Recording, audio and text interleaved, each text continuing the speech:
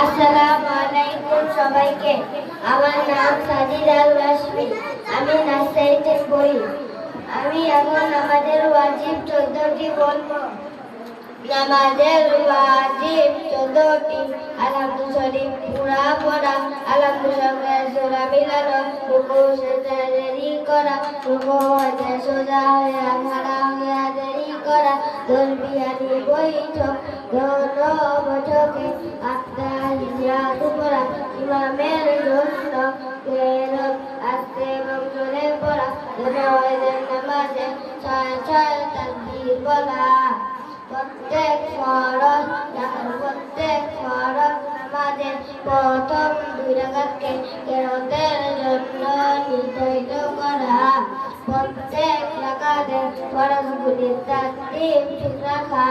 প্রত্যেক রাকাতের ওয়াজিবগুলির তারতিব ঠিক রাখা। আসসালামু আলাইকুম বলিয়া নামাজ শেষ করা।